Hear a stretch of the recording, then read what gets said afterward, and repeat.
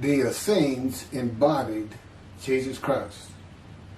The story of Jesus most likely began around 100 years before the story begins, with his birth at the beginning of the Common Era. The first written version of the story is the Gospel of Mark that dates from 70 Common Era, about 40 years after the story says Jesus died. This is also the time of the Jewish revolt against Rome and the defeat and expulsion of the Jewish people from the Promised Land. The knowledge of the Hebrew Bible in a time of illiteracy indicates that the Gospel of Mark was written by Rabbis, or very learned men in Judaism. Men who decided they needed to write down this story that had been circulating by word of mouth and storytelling for as many as 170 years, beginning with the founder of the Judaism sect of the Essenes, the prolific writers of the Dead Sea Scrolls, to make money. Their temple, homes, and country were gone, and it was desperate times for the Jewish people. The name of the founder of the Essenes was with a capital T, the teacher of righteousness. That was his name, the teacher of righteousness.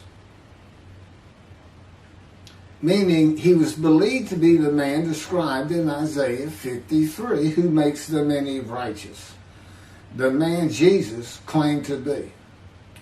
According to the oral story that most likely began 100 years before the Common Era, BCE, with this man called the teacher of righteousness, who established a sect of Judaism known as the Essenes, this teacher of righteousness who fought with a wicked priest. All this information is in the Dead Sea Scrolls. Fought with a wicked priest. Did not like the way the temple was being run. Did not like all the sinning going on in Jerusalem, and did not live there, and despised riches and the material things of the world, just like Jesus, who also claimed to be the teacher of righteousness. The oral storytellers, who were diverse and from different backgrounds, ethnicity, and ability, captured the imagination of the crowds with their oral skills and would earn their livelihood from donation of money and goods in the age of antiquity. Few could read in a world where literacy was restricted to just a few, and this did not begin to change until the Middle Ages. While the earliest forms of written communication date back to about 3,500 to 3000 BCE, literacy remained for centuries a very restricted ability closely associated with the exercise of power. Schools in ancient Israel, if any existed, served only the sons of the rich and the religious elite. Storytellers in general would be very learned men, captivating the imagination of the crowds at the gates and the meeting places of Jerusalem, with tales that people of a harsh and brutal time wanted to believe in. A time when medical treatment was primitive and life expectancy was 30 to 35 years, averaging those who died at birth to those who died with long life into their 70s and beyond. A time when people believed in mythical gods and gods who were men and making sacrifices to gods for favor and for safety, healing, long life, crops, and fertility. The Dead Sea Scrolls are generally thought to have been produced by the Essenes No one really doubts it anymore. And the Essenes are a group that protested the way the temple was being run. Many of the Essenes went to the cliffs and the caves east of Jerusalem by the Dead Sea, known as Qumran, to prepare the way of the Lord, following the commands of the prophet Isaiah. Today, in this day, the day of the Lord, because the land burns again, the Jewish people have returned, and Jerusalem and the ruined cities have been rebuilt, Elijah clears the way for the Lord. They went to Qumran to get away from the sinning of the people of Jerusalem and the ways of the religious elite at the temple, which would have been Pharisees and Sadducees. The Essenes are never mentioned. They're never mentioned in the New Testament. Now, they are prolific writers. And they had their own gate. They had their own gate throughout the life of Jesus and for 40 more years until Jerusalem was destroyed. And that in 70 Common Era, when everything was being destroyed, that's when they put those scrolls deep into pottery, big pottery, and buried them. That's what kept them from disintegrating into dust. And if you ever look it up, I mean, when I say prolific, there must have been many people, they were copyists. But they also did, well, I'm going to get to it. They made commentary on the scrolls. One of the first leaders of the Qumran community, again, was the teacher of righteousness, identified in the Damascus document and the Habakkuk Pesher. A Pesher is a type of commentary in Hebrew. In the Pesher literature,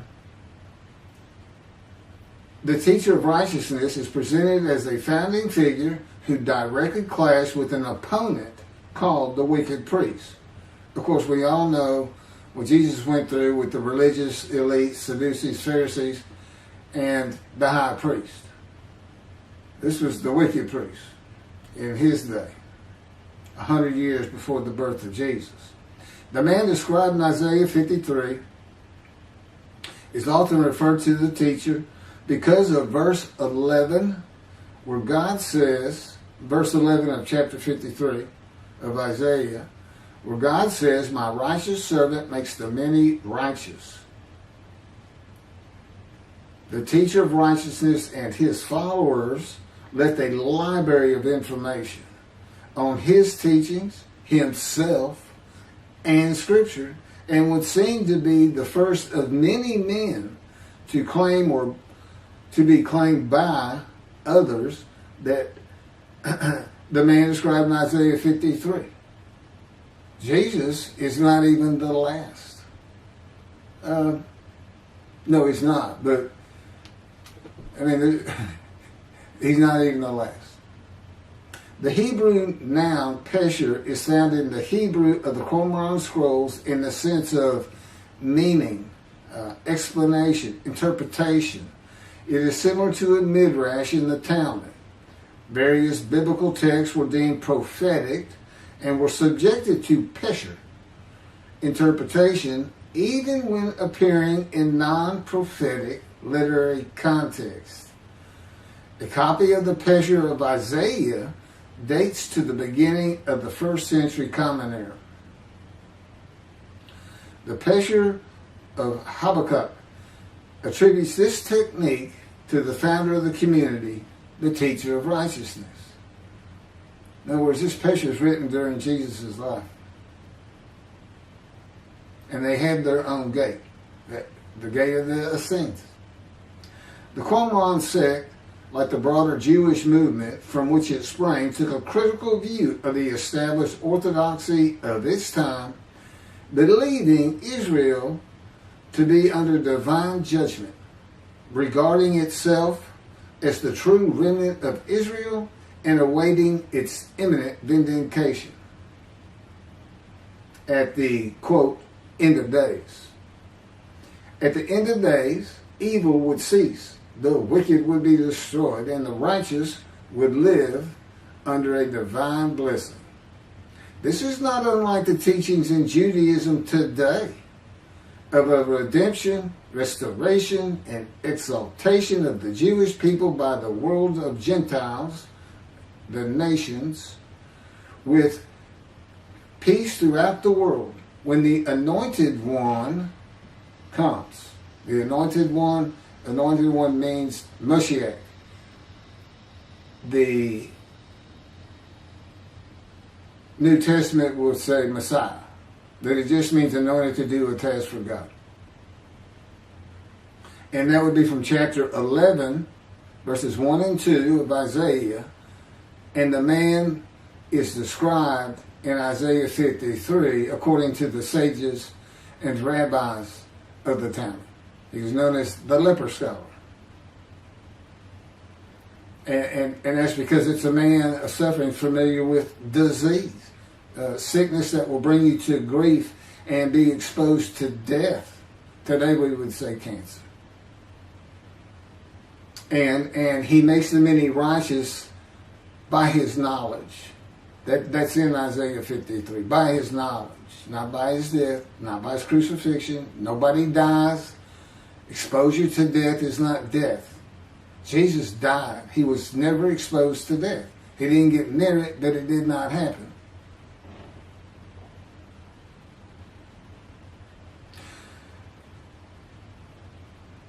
This time that the Essenes were waiting upon, that they thought was imminent, did not happen for them.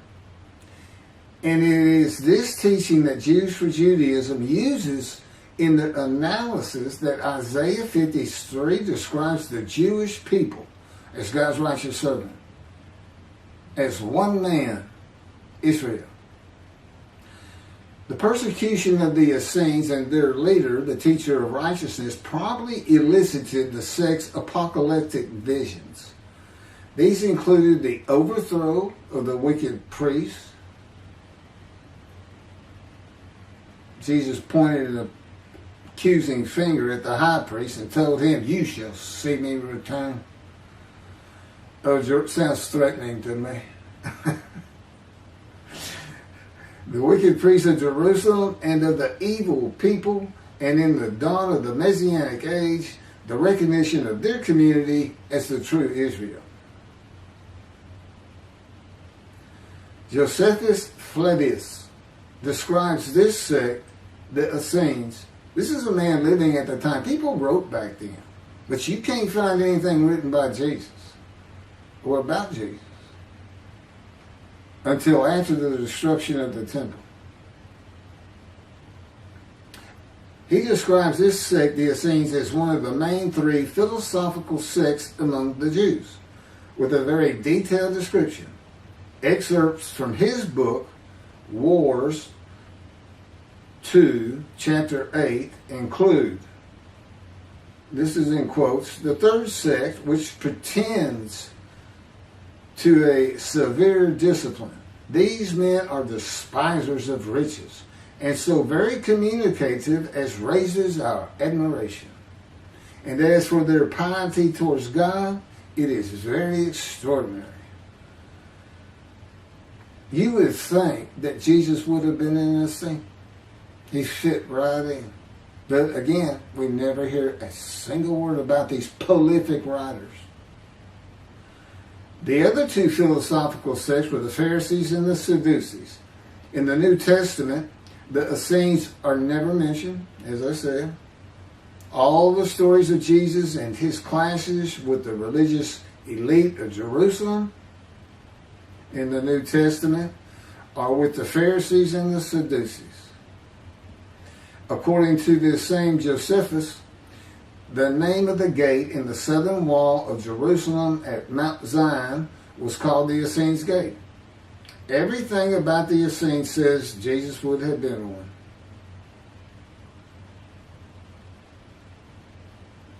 Peter and Paul, disciples later called apostles of Jesus, all said Jesus was the fulfillment of Isaiah 53. and the teacher of righteousness. All of Christianity does today. The Essenes, again, were writers and copyists and had their own gate in the southern wall of Jerusalem. Their founding leader claimed to be the righteous servant, so did Jesus. It is impossible to believe that the Essenes had not heard of Jesus. It is impossible to believe they would not have gone to Jesus to question him and verify the stories around him and his claim of being God's righteous servant and right about him. Because they believed that their founder was the Moshiach and that the end times were coming. Moshiach, anointed one, described in Isaiah 53. They were great followers of the things Isaiah had to say, and there's a pesher written on it during the life of Jesus. It's impossible to believe it.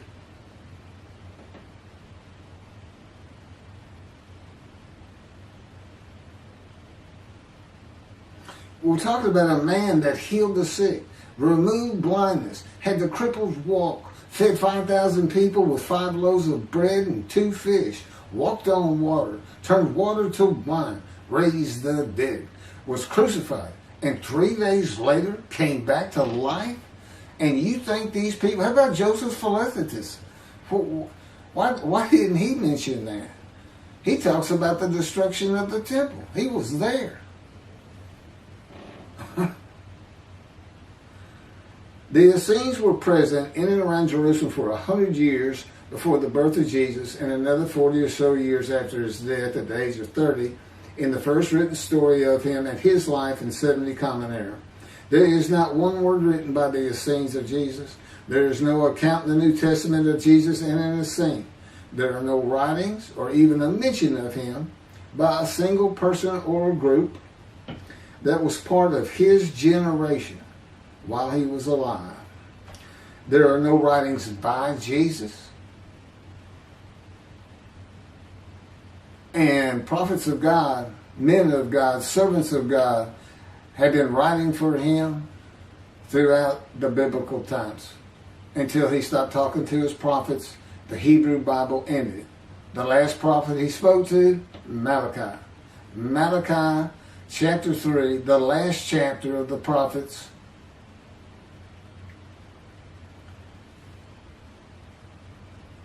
writes for God the prophetic announcement that he will return. He's going to come back. Now, I've already talked about the 5 prophecies of Jesus of when he will return, and every single one of them was false. He didn't return, and his generation sums it up. Those who pierced him with the spear on the cross, he says in the Revelation on the first page, verse 7, those who pierced me with a spear shall see me return. I'm coming back quickly, quickly, quickly. Nothing was written by his disciples. There are no writings by Herod or Pilate or any Roman newspaper, poem, or book of this man who healed the multitudes, fed the poor, walked on water, raised the dead, turned water to wine, was crucified and rose from the dead to human life, and then rose to heaven. That's where he's supposed to be returning from. While there are 3 Gospels under the names of 3 disciples, they are all considered pseudepigrapha. In Greek, that means falsely attributed. Writings which were attributed to authors who did not actually write them. And they were all written long after the death of Jesus, these Gospels, full of quotes and teachings from Jesus himself. Quoted parables, long speeches, Sermon on the Mount, long sermons that could not be accurate if passed by word of mouth. There is only one answer. The Essenes themselves, these writers and the storytellers of the day, had put this story together. And even though the writers of the gospel knew full well these rabbis are learned men of the Hebrew Bible, they knew it didn't really fit. But you know what else they knew? Nobody could verify it. Nobody could check them. Nobody could check them. Now, I just did a video on the deceptions. The deceptive, it covers just Matthew. And there's 3 different stories of him and deceits in every one of them that you can go look up now. You can verify these things that I'm saying. I'm quoting them. I give the chapters, the books they come from.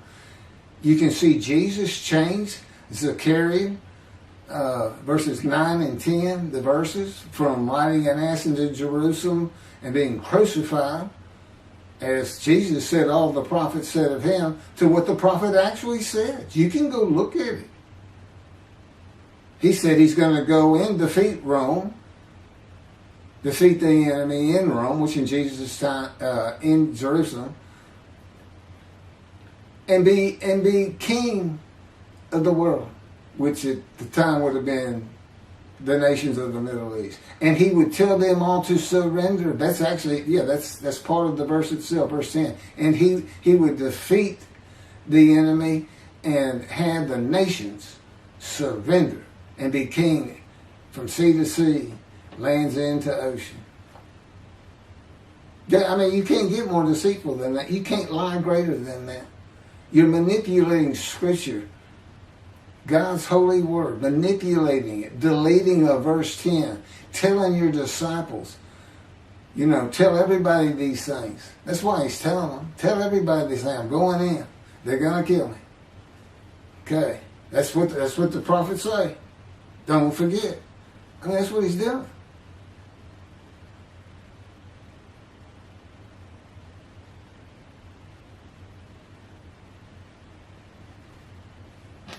Jesus is a myth. Go look it up. Go look at what a myth is. Believe me, it covers the New Testament. It covers Jesus Christ. Thank you.